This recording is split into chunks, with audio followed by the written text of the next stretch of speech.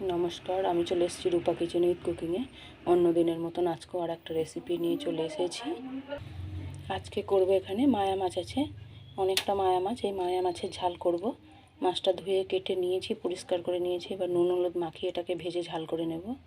তার জন্য নুন হলুদ মাখিয়ে নেব। এবার নুন হলুদ দিয়েছি, এবার এটাকে মাখিয়ে নেব।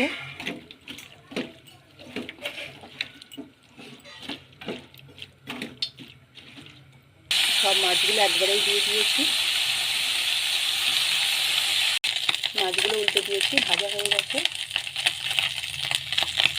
মাছগুলো ভাজা হয়ে গেছে, এগুলোকে তুলে নিয়েছি। এবার এখানে আছে পেঁয়াজ কুচি আছে, যেখানে টমেটো আছে, আর এখানে আলু আছে। আলুগুলো এরকম করেই কেটে নিয়েছি। এখানে কাঁচা লঙ্কা আছে, দিয়ে এইগুলো দিয়েই মাছের ঝালটা করব। আলু, পেঁয়াজ, টমেটো, কাঁচা লঙ্কা সব একসাথে দিয়ে দিয়েছি। পেঁয়াজটা ভাজা হয়ে গেছিলো, এগুলো দিয়ে দিয়েছি। এবার এগুলোকে একটু ভেজে নেব। আলুগুলো ভাজা হয়ে গেছে, এবার লবণ দিচ্ছি।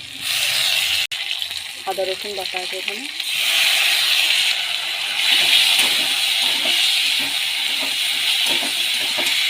সব মশলা দিয়ে হালকা জল দিয়ে দিয়েছি। এবার চাপা দিয়ে রেখে দেবো। আলুগুলো এবার ভালো করে কষে নেবো। আলুগুলো এই যে সিদ্ধ হয়ে গেছে।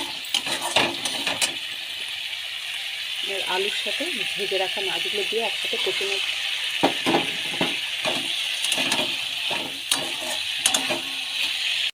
আলু মাছ ভালোভাবে কষানো হয়ে গেছে, জল দিয়ে দেবো। মায়া মাছের ঝালটা হয়ে গেছে, এবার এটাকে নামিয়ে ফেলবো। মায়া মাছের ঝালটা হয়ে গেছে, নামিয়ে ফেলেছি। ভিডিওটা কেমন হয়েছে প্রথম থেকে শেষ পর্যন্ত দেখবেন। ভালো লাগলে একটা লাইক করবেন। আশা করি ভালো লাগবে। মায়া মাছের ঝাল আলু দিয়ে খুব সুন্দর হয়েছে, আশা করি খেতেও ভালো লাগবে। আজকের রেসিপি এই পর্যন্তই। পরের দিন একটা রেসিপি নিয়ে চলে আসবো। আজকের রেসিপি এই পর্যন্তই।